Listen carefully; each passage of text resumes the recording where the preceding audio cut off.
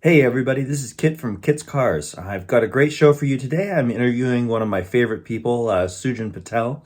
Sujan's a serial entrepreneur and has a bunch of really awesome cars, and love to get his perspective on what's happening in the market today and some of the cars that he owns right now. So looking forward to this talk.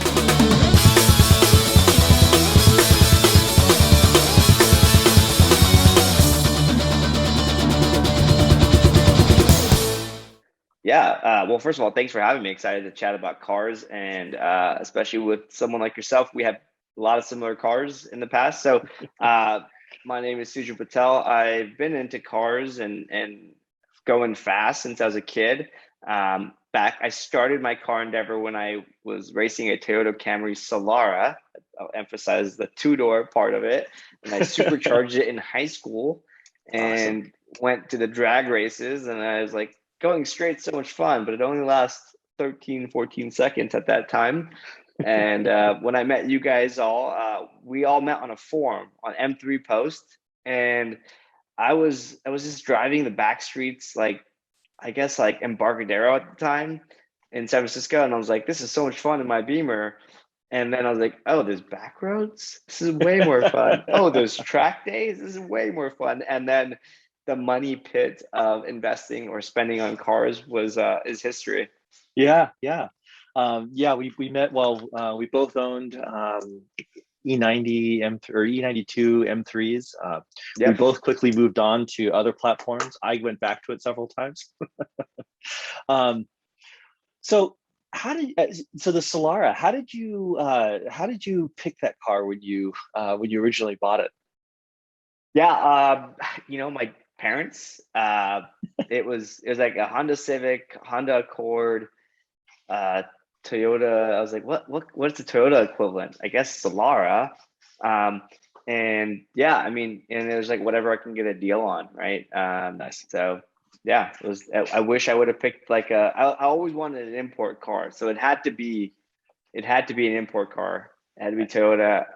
Mitsubishi was, I think Evo 8 was out there, but it was like way too expensive. WRX was out there, but it was like just getting started in the US.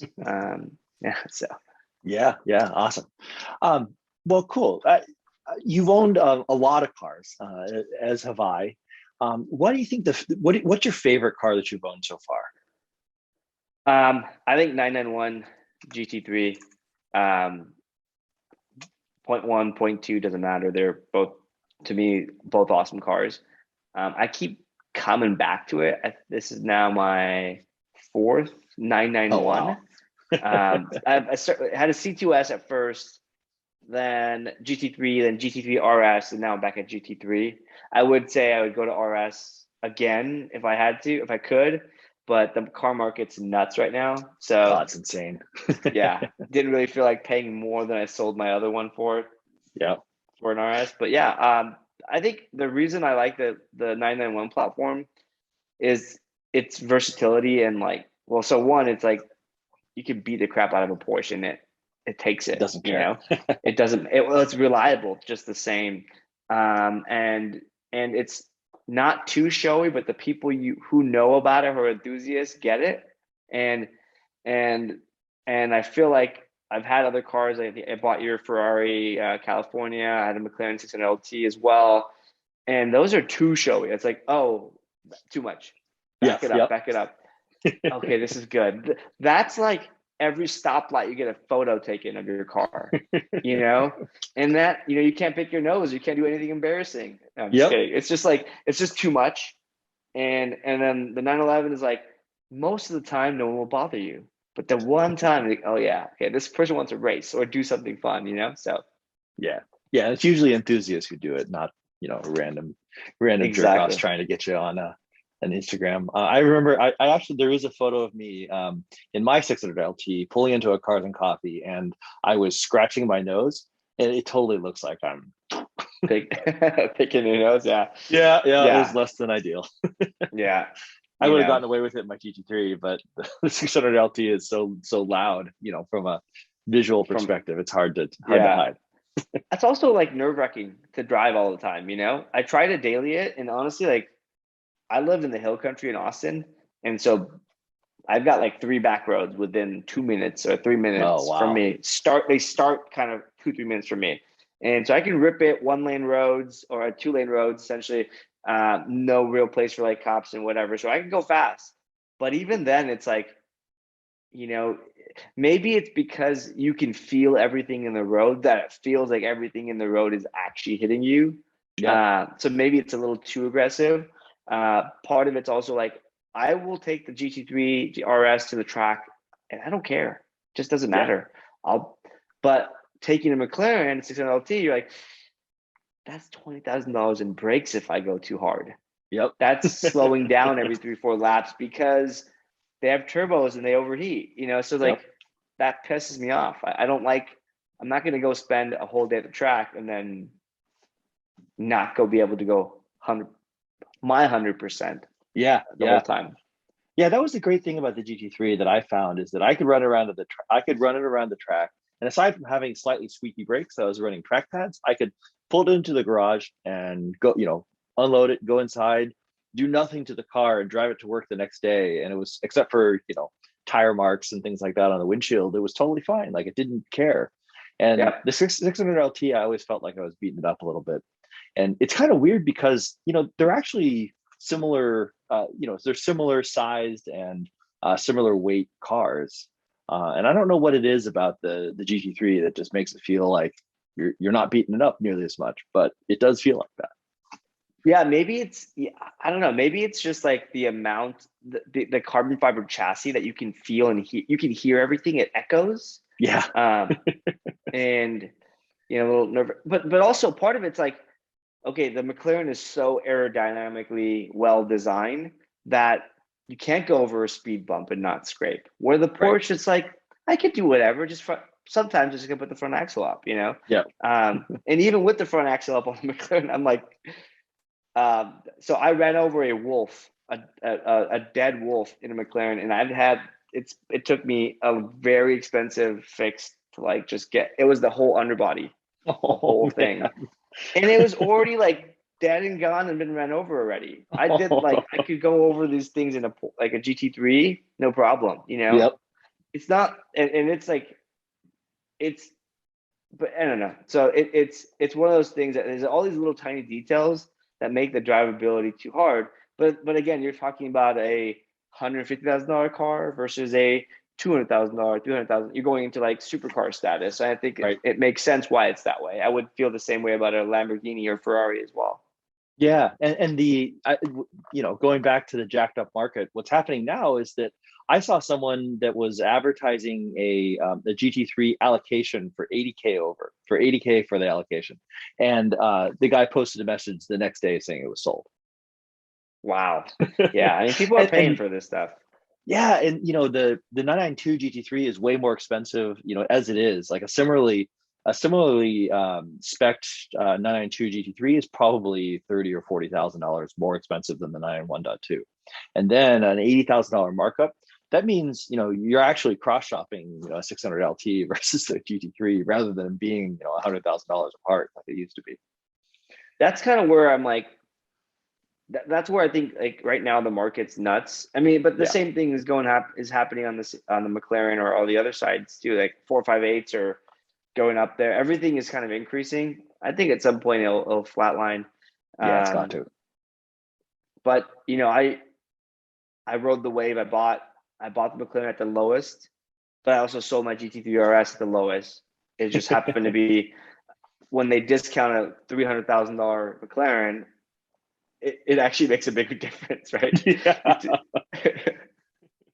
Yeah, I got 40 grand off, or almost 40 grand off my 600LT when I bought it.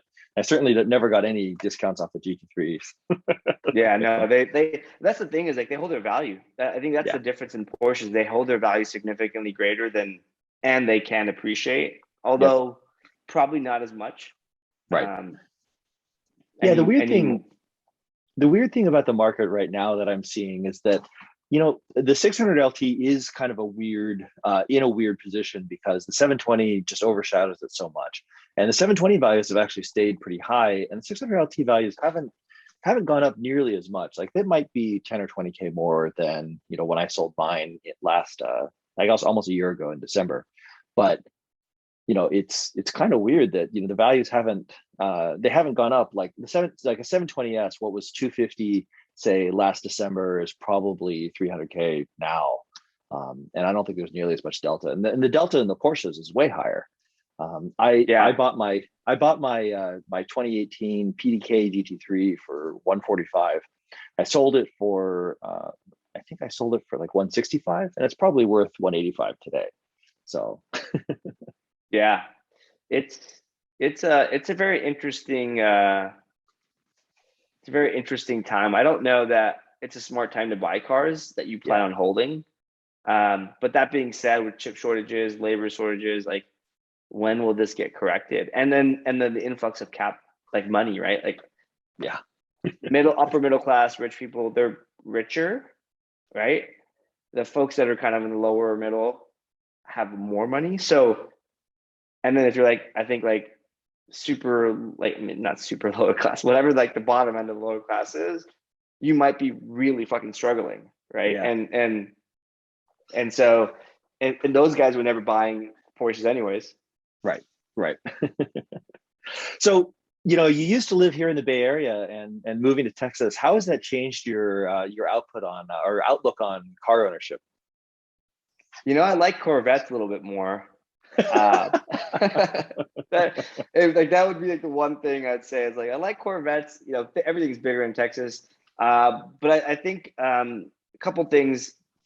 Texas made me buy more cars because I got more land. I've got like everything's a little bit bigger here and more of, although not that much, not that much because Austin's actually still pretty small town and like it's pretty like space like limiting. But the property. So one of the benefits of owning a car in Texas is that when you transact, you buy and sell it, you trade in your car effectively.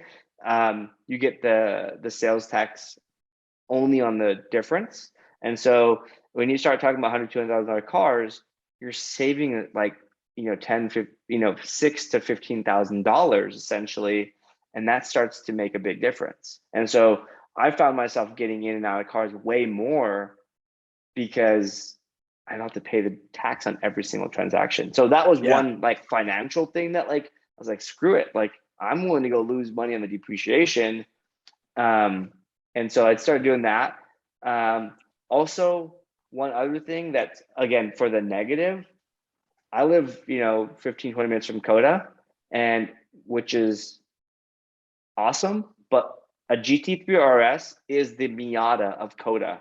It is the normal car. So if you want to feel like a middle class, a regular, like just another person, a GT3 RS is the bar, right? And then you get everything else. And then you see the Sennas and you see all these things. And so when I had my RS, I did like 20 something track days in that year and maybe a little bit more. And I just like, I kind of got like, it lost the specialty and the novelty because I kept seeing it everywhere. And I'm like, I'm just another RS. And then I got rid of it. I'm like, man, that RS was something special, Yeah. So it was just Coda. Coda ruined it for me and it wasn't even the fastest car at Coda, right? And like, I was at Coda this past weekend and there was like, I had a field day because I was like I was in the market for my new GT3, 991 GT3. I was on the market for headers and exhausts. I'm like, which one? Who has the best setup here? What sounds the best? So I got to shop around. Awesome. I was like, oh, this one. So yeah. Yeah. So you went from GT3 RS to GT3. Talk to me about the differences. Do you feel a significant difference on track? So both were 0.1s. So I definitely feel. So Coda is also a horsepower track. I definitely feel the lack of downforce. Very much in the GT3. Like that was the first thing I felt like, whoa, why is this thing not stopping the way the other one did? But it wasn't that big of a difference, to be honest. So both cars are, track pads on both. Both wings are kind of tracked, so more downforce a little bit. Both had fresh pair of Cup 2s, track alignment, when you do that, there wasn't that huge of a difference between the two. Although I was probably like 3 seconds faster than my RS. Wow, that's a big difference. Yeah. Yeah. Um, Yeah, I I didn't drove notice a. it. That's funny.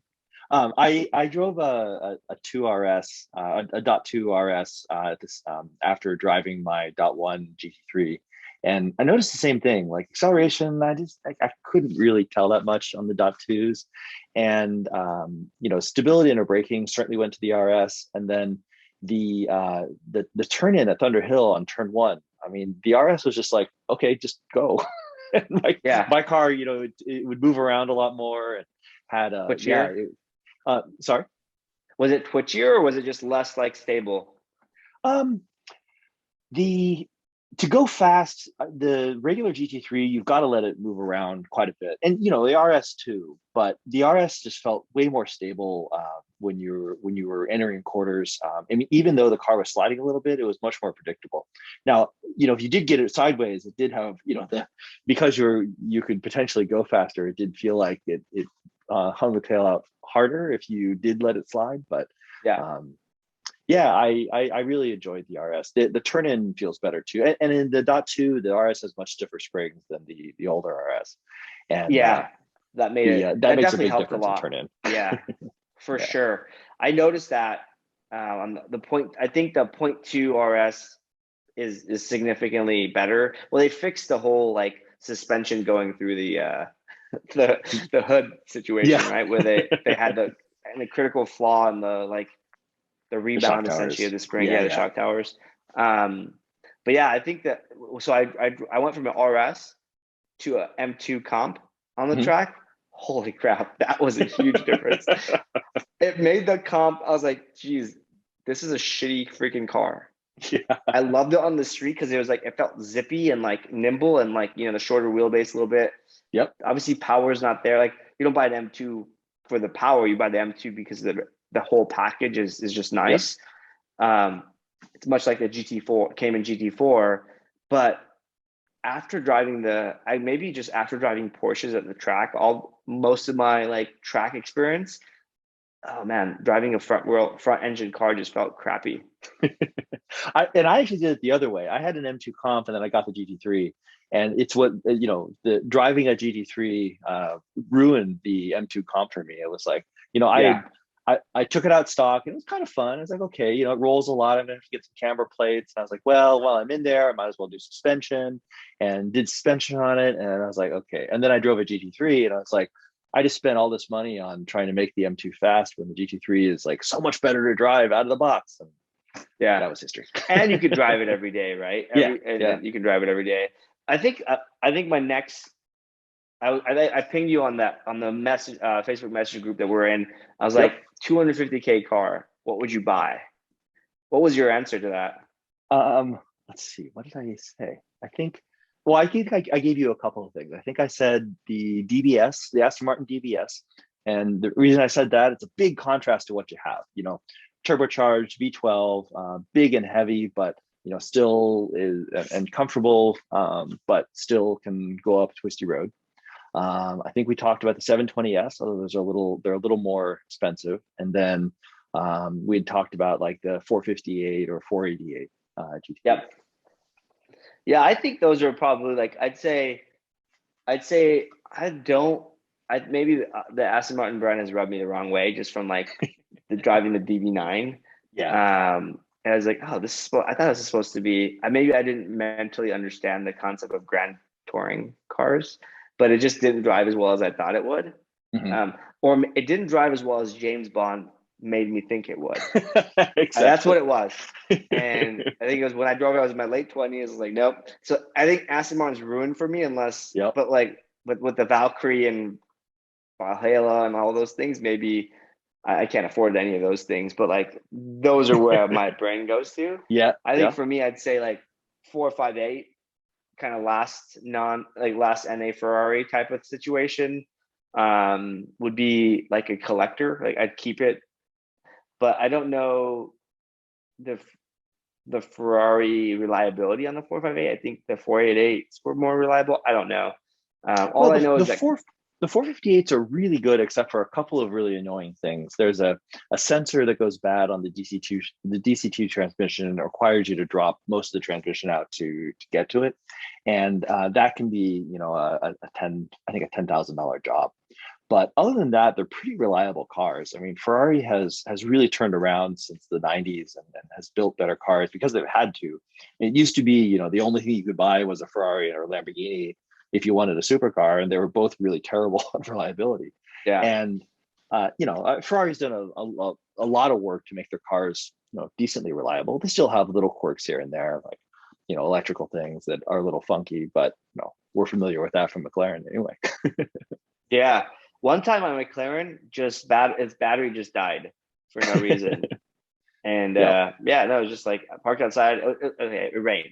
So Okay. I don't in Texas, so maybe like heavy rain. Um, and so the battery just died. It shocked out, or like yeah, something. And anyways, I had to get it fixed. But like luckily I didn't have any real problems with my McLaren. Neither with the California, but the California, like that was the fastest car I got in and out of. I think Yeah. it was under a month. I was ready to sell it. Oh wow. Yeah, because I liked it, but like I felt that car I had to be at like 70% to really feel like I'm driving a Ferrari. Yep. But I got all the annoying parts of the Ferrari, the other part, the whole time, right? Totally. The Chrysler infotainment center and all that infotainment system and stuff all the time. And so I was like, I just didn't really feel like I got it. And I think that's kind of why I keep going back to Porsches, is that I feel like that has like the best range, where if you, with the PDK, if you just, you know, you're just driving in traffic and you just rip it, it will freaking downshift for you to feel it immediately. Yep. Right.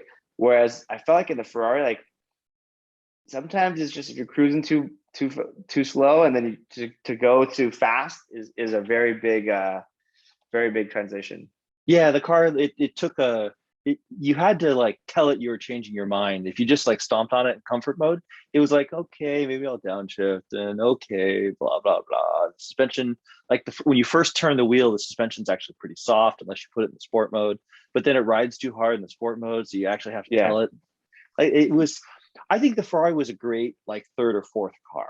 It's something that, you know, you got into with like a purpose. It was either, you know, we're going to brunch, I'm going to take 3 people to brunch and it's nice outside, or you know, I'm going to go drive a twisty road and that's all I'm going to do. It didn't do the multi-purpose thing very well at all. Yeah. But you would think it would be, right, given that that's the whole premise of that car specifically. Yeah. But it is a poor man's Ferrari though. Yeah. I think the 458 actually strikes a much better balance, because you get the like incredible ride quality that Ferraris are famous for, but it's also much lighter and like, you know, ripping and ready to go whenever you want to. And I think it strikes a much better balance between, you know, the excitement of Ferrari ownership versus the not fun parts of it. Yeah, absolutely. I like, and I think in terms of brands and supercars, you know, I think of McLaren, Ferrari, Lamborghini, Porsche, maybe. Like Porsche to me is an everyday supercar, right? If you call it that. The other three, I would say Ferrari is right in the middle of like awesomeness. Like McLaren's like too go-karty, and Lamborghini is like too much of everything. They went a little too, I don't know. I love the way they look. I think every time I get in one, I'm like, man, there's like 1,000 things going on at any second. And like, just like, give me a good cockpit so I can see the road. Yep. And I think McLaren did a great job of that, but then it's like too vanilla. Yeah. And Ferrari's like right in the middle of all of that. So with the reliability, and then I feel like the network is there too for Ferrari. Yeah. Yeah, I definitely enjoy I enjoy the Ferrari brand, but you know, I think their cars, I don't fit in any of the mid-engine cars, which it always makes me sad. And it's one of those things where you have to strike a balance, because I think that I would go faster in the GT3 than I would the 458 around a track. I think that the 458 is probably better to drive on the street and a better street car overall. But it's not as fast on the track. It's not what it's designed for. Which is weird, right? You'd think it's yeah, and I think it's like the same with Lamborghinis too, right? Like the Huracan is like much better on the street, but like on the track, it's 4-wheel drive. Yeah, exactly. Say no more, right? Yeah, you're hauling around all this extra weight you don't need. Yeah, just you're driving a fatter Audi R8 that's somehow smaller, but heavier, or maybe the same weight. Right. The funny thing about the R8, I really wanted to love the R8, and you'd think that it was a great supercar because it was comfortable to drive, and and I think you owned my R8 V8 that I had, and then did you have another one at one point also? Yeah, I bought a V10. Yeah. But same year. So Okay. I think it was like a 2014 V10.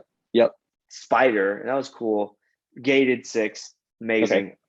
Okay, so like the sound and the feeling of a gated 6, amazing, right? Yep. V8 definitely felt underpowered, right? Low end, bottom end was just like, it's like, what is going on? There's nothing here. It did kind of feel like an everyday supercar, but it wasn't. Right. I can't not necessarily remember the feeling, but I can't pinpoint like why it wasn't, but it just wasn't. Maybe it was heavy and it just felt like sluggish. Maybe for me it was the motor. Like it just didn't have enough. It wasn't an interesting sounding motor. It just sounded like kind of a rumbly V8. And even though it could rev pretty high, it just didn't go that fast when you did. And it was fun, but like I just felt like it wrote checks like it couldn't cash. Like it wasn't any faster than it wasn't really any faster than my M3. And it looked like it was, and that was kind of like yeah, that is frustrating. You know what though? I think like giving the R8 credit, so it came out in 08, right? Yep. And so in 08, it crushed it. Yeah. But I think they rode that thing too long to 2014, 15, and a whole new generation of cars came out after that, right? And so I think they just got the timing off. And I think it feels the same way still. Like does anyone actually like an R8's just still like middle, like the barrel, like car. It just doesn't really stand out in any particular, even with the V10 plus whatever, it just doesn't even really stand out. Yeah. You're going to spend a lot of money for not that incredible of a car. I mean, they're good. And, don't get me wrong. I think a current gen, 600 horsepower R8 would be a pretty fun car to drive on a back road at some point. But, there's just so much else out there for the money.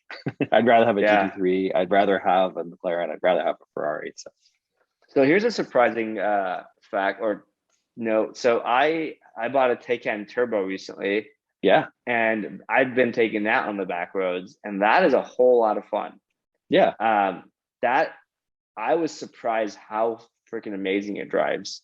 And the Porsche dealership in Austin, like they let me drive. I started with the 4S. I think it was 4S, and then I drove the regular one, and I drove the Turbo, and then Turbo S. And I was like, whoa, this is a magnitude of order difference. The regular one, just the rear wheel drive, just like it was too sluggish, too heavy. If you could feel how heavy it was. 4S seemed like it was like adequate. It was more like Model 3P performance. Turbo S, even though there's no actual turbos, which is really weird to say, they were just like ridiculously fast. And I think this is, I would have to say, in my current predicament with kids, I'd say it is the funnest car I've owned so far. It's awesome. Because it can fit kids too. Yeah. And otherwise it'd be a 911, but like this thing drives like a fat 911 is what I call it. Not like a Panamera, like a fat 911. That's awesome. in between. I mean, one of the things that people say about the Taycan is the first electric car that actually has some soul to it. That, if you look at the performance numbers, there are things that are as fast or faster, and things that are handled better and brake better and things like that. But that I've heard this from multiple people that own them. There are a couple people in Drive Club that talk about the Taycan and how interesting it is to drive. And I've owned a P100D Tesla, and I've gotten a ride in a Plaid, and they're insanely fast, but they don't have a ton of personality. They're not like, I would say that they're probably not like the Taycan from that perspective. So what do you think about that? Agree. I agree. I think I've owned three Model 3Ps, and I love the acceleration. I think the size is amazing, and like what you get for that like $60,000 package is amazing. But it's comparing like a Corvette to a GT3. Sure, they can do the same things. And or like in this case, the Plaid, versus the GT3. Sure, they can do this, a Corvette versus whatever.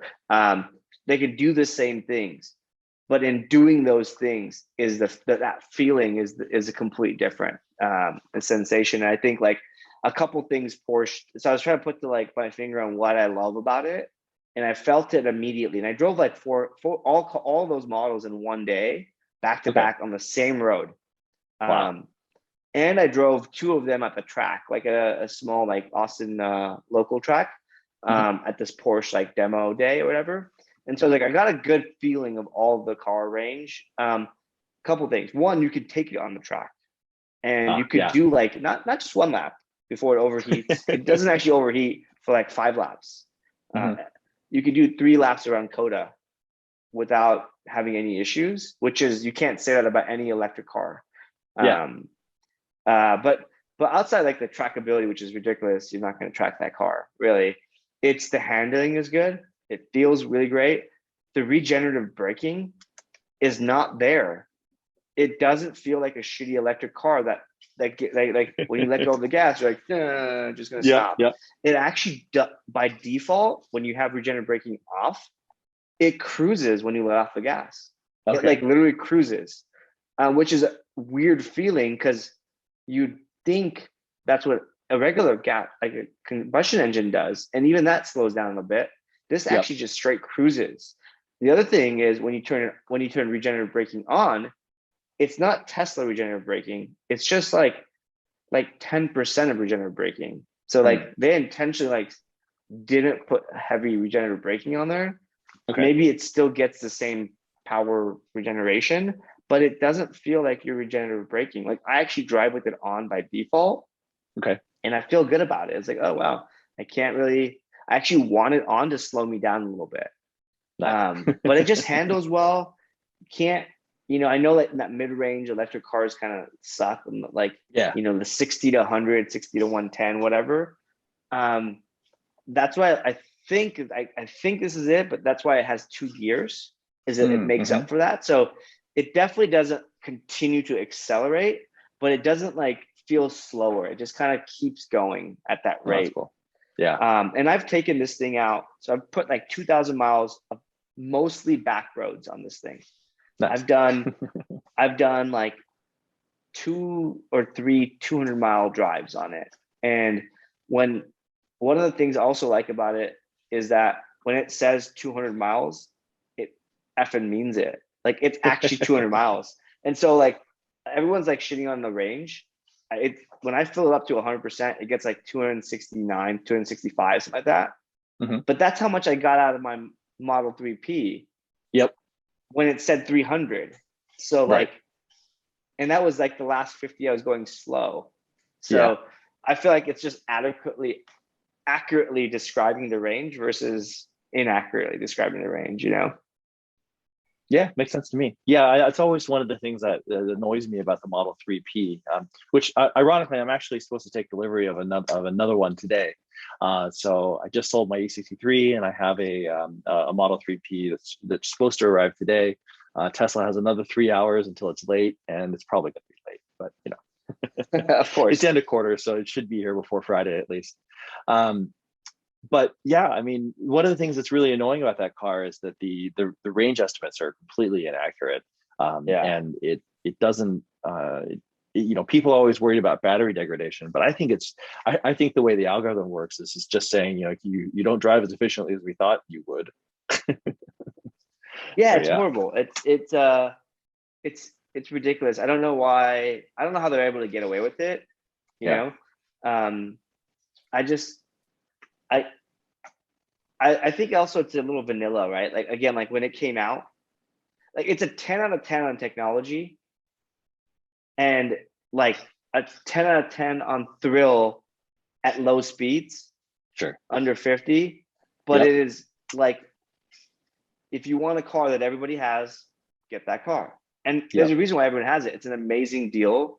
You get a lot for what, you think about any other manufacturer. Can it even get close? I don't think so.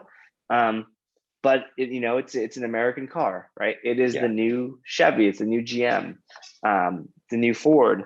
But we'll see how it goes. Hopefully the Roadster's decent, but we'll see if it even comes out, right? Yeah.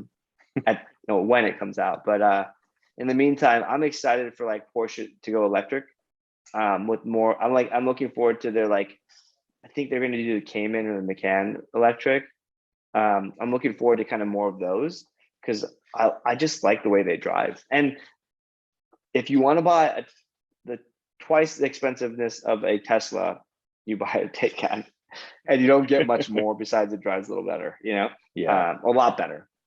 Well, the Taycan does also look substantially better inside. I mean, Yeah, one of the things I struggle with the Plaid is that, man, for a $70,000 car, it's got a perfectly reasonable interior, but for 130,000, like it really bad. doesn't. Holy shit! Yeah, There's cars that are way nicer interior of a design, both from a design and functionality standpoint. Now, I will say that even though my E63 was really nice inside and had a lot of really nice stuff, I hated the way the buttons worked, and I actually prefer the Tesla touchscreen to the capacitive touch buttons that a lot of companies are going to today.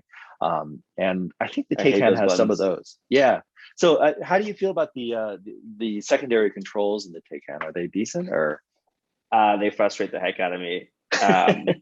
No, I think Tesla has them beat in terms of like my day job. I run software companies, so like usability, that focuses on usability. And Yep. so like I put my usability hat on. I'm like, man, these guys really screwed up. But I felt that way with Porsche from day one. Like, why did the 991 and like that whole generation, 981s, 718s, all that, like, why does the Panamera have 15 buttons in them in the center dash? Yep. Like, why does it need two buttons to do one off and on thing when it could just do double tap, Yep. one button, consolidate, right? So like, I think Porsche has had like, and same with Audis, have had this like really shitty UX for the longest time, and they've now just digitized it, so it's just like worse. Yeah. But what's really annoying to me is two really annoying things with the Taycan. The vents, the vents, you can't actually physically move them. Oh, I really? get why Tesla did it, because you can't see them. They hid the vents into the dash. Right. In the Taycan and the Audi whatever GT, you can see them, touch them, you just can't move them. Like, I just want to move it to my face. Oh, it's cold, I'm going to move it this way. No, I have to go 2 screens, 2 clicks, and it's annoying. And then so that's frustrating thing number one. And it's like in your face. It's like, geez, Yep. like I can touch it. Like my hand would literally have moved it 10 times over by the time I get to it, right? So it's just like they tried to keep up, and it's like, why did you do Yeah. this? Yeah. The second thing is the capacitive screen here, but the non-capacitive screen here. Oh. So like there's 2 screens. There's a center dash screen, Yep. and then right below it, like it's literally within, like it's like this, right? Okay. So the bottom screen is capacitive, and you have to press, and there's some there's some feedback, vibration. The other one's not, and so like my brain gets confused. It's like, wait, let me push hard on this touch screen. Let me push hard on this, like, and you just forget, right? So sometimes on the capacitive screen, I always touch it thinking like it's a touch screen, but it's not. I have to push hard. And then by the time I touch the regular screen, I touch it too hard, and I'm like, I'm gonna break it. Yeah, you're So like it's like rainbow. a weird, yeah, just that it doesn't flow well, right? And I think that's missing. Yeah. But it's kind of cool. I don't know. The Taycan cool. does have it does have a really nice looking interior, and the steering wheel is way better. The center cluster is Mhm. the gauge cluster is awesome. That's an amazing. I like they took that, like Audi had one. I think last gen Audis had I think it had the best ones with like the screen and how usable, like they used every part of the screen. Yeah, yeah. And it was very customizable. Well, you can have a full map if you really want to map. Um, they took it to the next level, I think. But they, with the Porsche version of it. Mhm. Um, the one I hate is the Beamers. It's like the gauges. There's this fixed thing on the middle of the Oh, it's horrible. screen. Like, why would you limit it? Like, you're just artificially creating this thing that like doesn't need to happen. So I don't know. Yeah, These yeah, things yeah. piss me off. But when you go through so many cars like you and I do, I don't know how many cars you go through a year. It's probably more or around the same, if not more. Um, you start to notice these like little tiny things. And in Yeah, the perfect yeah. world, I'd have all of them, right? I'd have a E46 M3, I'd have a S2000, I'd have a GT4, a GT3, maybe a 2RS. I can't afford Yep. one. I think I would. I think I'm answering my own question of like I just go all Porsche, to be honest. Yeah. Can't kind of wrong with the exception of S2000 and E46 M3. Yeah. Yeah. Yeah, I think BMW actually peaked around that area. Yeah, The none of the new designs really do it for me. you don't like the big grill with the rest of the car around it. Nah. That's horrible. Can't stand it. I've owned every generation Somebody, of M3. Can't yeah, do it. what happened? Like, who approved this design, I don't know. and I why are they really not don't. fired? Exactly. Yeah, Yeah, and, it's funny.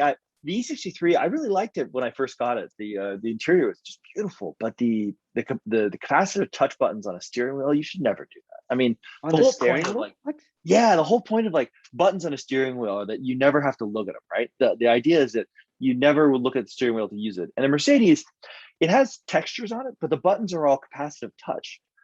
So you can't actually feel where the button is. So sometimes you like push on part of the wheel and it does something you don't expect it to, or it doesn't do anything at all. And then there's redundant controls all over. So there's a button on the steering wheel for the exhaust, but there's also a button in the center console, and it just seems silly. And then it doesn't Yeah. have scroll wheels. It has like scroll bars, which are they're like this big, and so you're trying to like thumb the Oh, why would you? scroll through Yeah, things. like, Yeah, yeah, it's terrible. Where at least most of the BMWs have a scroll, like a wheel, and the Teslas have a wheel that like clicks, and it's actually pretty easy to use. Whereas the yeah, Mercedes ones, they're just terrible. yeah. I think Tesla excels in its usability, even though people kind of say it's like too simple and like whatever. I Yep. think they actually got it right with the amount of like limit, like just like two buttons, two Yep. wheels that go different ways, and that's it. And then a screen, and then you adjust what these things control, like the mirrors, the wheel, whatever, right? And Yep. I think like all the other manufacturers try to like new age their already shitty experience. Exactly. And then Tesla just came out with like, well, this is the way you should do it. And Right. Yeah, so they thought we'll about it from the see. ground up. Yeah, but they're the only ones out of the current like class of cars that actually had that opportunity, right? Right. Whereas even like you think about the F-150, people like, even though that's a new, like the F-150 Lightning or whatever, Yep. right? There's all these preconceived notions and things that they need to do to appease the current buyer, Yep. and they need to make it better to try to get the new buyer. And by default, you're just like, you're making two people have a less than great experience, versus Tesla's like, no, we're gonna do this. We're gonna go do. It's like, it's more like the Apple way. They did Right. it. It works well. They're gonna buy it, but it's plain, Yeah, that's a good and it analogy handles like because shit. yeah, they do. The my parents will probably like they don't really like most Apple products, and they'll probably never buy a Tesla. But Yeah, that's okay because they're not the target market at the end of the yeah, day. So I sometimes you remember, forget. Go ahead. yeah, exactly. I remember one time I flew to Southern California and I picked up a rental car and I got upgraded to a Jaguar. I was like, oh, cool.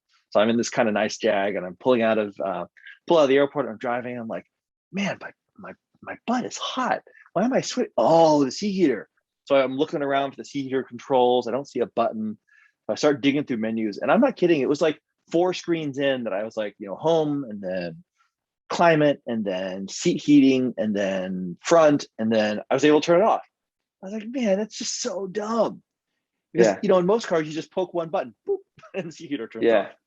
And that's hard enough. And man, if I had to go through the menus, I just never use them. It just seems silly. And that's exactly what you're talking about, like UX, the actual experience of operating the car has suffered because they're playing catch up while trying to keep the experience the same for people that don't understand it. Yeah. Yeah. And I think, yeah. And you know what the thing is, like, it's always been shitty, right? Like, it's always been shitty. So but they keep making them, and they just kind of make them slightly better but different. Like, they just change the platform, not so much better. And they like, they just like, oh, this is the brand's like my gripe with like 911s are like all Porsches actually is like, the wheel is awesome except for the cluster is so wide you can never see the whole damn thing. So like, it's all, the wheel is always in your way. It's just choose which part of the way you want it to be in. Yeah. And it's just like, yeah, that's a Porsche. Okay. You know what's funny? So Porsche actually did something different with the 718 and the 981 Boxers and Caymans. Instead of having 5 dials, they only have 3, but they have the same amount of information in those 3 dials. So you don't get the ones on the outside. On the very and it means side, I can see but it means I can see all 3 of them, no problem, through the steering wheel. It's like, this makes total sense. Like, my Spider has 3 gauges in front of me. I can see all the information I need to. The thing that you lose, I think, are like the oil pressure and temperature, but you can display it on the screen anyway. So yeah, because the screen is an electric screen, right? Like a digital screen, exactly. So you can see all the that you see it in a bar ax versus like a gauge, right? Yeah. So so somebody needs to like. I bet there's no business here because none of these manufacturers will pay for it. But like, a car usability expert consultant, just go to all these dealers and like, this is fucked up, this is messed up, fix this, whatever. My wife, we had a McLaren GTS for a few years, and I love that car, but my wife hated it because she's like, there's this whole row of buttons, and I'm like, she's like, why is there so many options of buttons? And then she asked me, what does this do and that do and the other one? And it's like, I guess, you probably put this in a sub menu, it'd be fine. Yeah, you don't actually need this one. You don't need this one. Yeah. Yeah, it's funny. Yeah, I think it's going to be interesting to see. I'm really curious if any technology companies, one of the things that both Google and Apple, and actually a lot of the chip manufacturers are pushing towards, are standardizing car entertainment systems, so that you can, like, instead of having this thing that's very rigidly designed with the rest of the car, that you can have a more like upgradable tablet style experience that you can change the UX on in the future. And I'd really like to see a standardized sort of car interface system come out that has a screen, a certain amount of buttons, a knob for volume, and the gauge clusters you can configure. And I think that would really make for an interesting experience if those could be standardized, because then they could be upgraded too. If you look at a touchscreen from like 5 years ago, almost everyone's looks like crap. It's terrible. Yeah. And, I would like to see that too, but I think car manufacturers are too greedy for themselves to like do this. Like, look at like all the manufacturers now doing the subscription thing, right? For this feature. It's like, I get it, but like, just take one step back so you could do it right? If you like for example, like, you have, and I think in order for subscriptions to work out, they have to feel like a better deal for the buyer. And so you need to bundle a bunch of things into the subscription, not just one feature. Yeah. And I think they're only trying to fit one feature in there, and they're just completely butchering it by doing that. But yeah, no one's gotten that right. I mean, I think the one thing that actually works as a subscription model is Tesla's full self-driving. So you pay $10,000 for it up front, or you can pay $199 for it to have it for a month. And if you're Tesla, I mean, you've got a TAM of a couple million vehicles that they've sold. So if they need extra money for the end of the quarter, hey, buy FSD for, $50 this month, and you can try it out. Your subscription automatically renew, whatever it is. But I mean, you could easily soak your user base for, $100 million of extra revenue. That's pure profit. Like at that point, it doesn't cost them anything to add that. And Right. I think that they've actually done that right. Whereas like Mercedes and BMW trying to charge for things like CarPlay, like that's lame. Yeah. That's, I think it's like the Apple, like if you look at like Apple's most like 2 years of earning calls, it's all about how they're pushing their services. So they've got the platform out there, right? Everybody's on iOS. Yep. Now they're like, oh, just get more, upgrade your music, upgrade your fitness, do this, do that. And let's like bundle it together, get a TV, so Yep. Get a TV subscription. Like, but they have the platform. And I feel like you'd think, because of how fractured the like Porsche or like any of these manufacturers have, they don't have the actual platform, and they're trying to do the subscription without the platform, and it Right. doesn't. It makes people feel bad. It makes people feel like, what the heck are you doing? This is not right.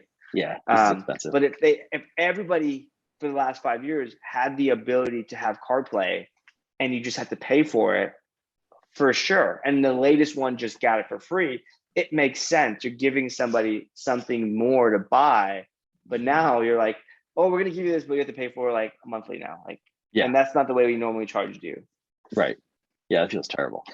Yeah. Yeah. Well, I wish they would have made the grill an optional upgrade on M3s. Seriously. Awesome. Well, here, that this has time been we fun. met. Yeah, it is. One last thing. You remember that time we met for I think it was like Shaken Beef when you bought the C7? Yep. Was that the shortest yeah. time you owned that car? Yeah. That was hilarious. We both just recently bought C7s. We both bought blue Corvette C7s, and we had some of the first ones that made it here, met up in LA, and yeah, mine only lasted another 9 days after that. I think mine made it. I think I made it like 9 months. That was quite long. That was a long time. Oh wow, that is long. Yeah. With chrome wheels, dude. 9 months in chrome wheels. Just imagine that. The one thing I will say about chrome wheels is they're easier to clean. Like the one thing I hate about the black wheels on most of the wheels on the GT3s and my Spider is that they're a matte finish, so brake dust sticks like crazy. And the chrome wheels, like the brake dust wipes right off. It's kind of nice, or comes off easy with a hose. I mean, the only car I could pull off chrome wheels is a Viper. Was it the 3-spoke like speedster looking wheels? Yeah, those are awesome. Hey man, this has been great catching up, and it's always entertaining to talk cars with someone who's also in software, in the software industry too. It's awesome to get your perspective. So thanks for sharing. Yeah, thank you for having me. It's been fun. All right. Awesome. Well, hey, it's been fun. Enjoy the rest of your afternoon. You too. Take care, man. Bye. You too. See ya.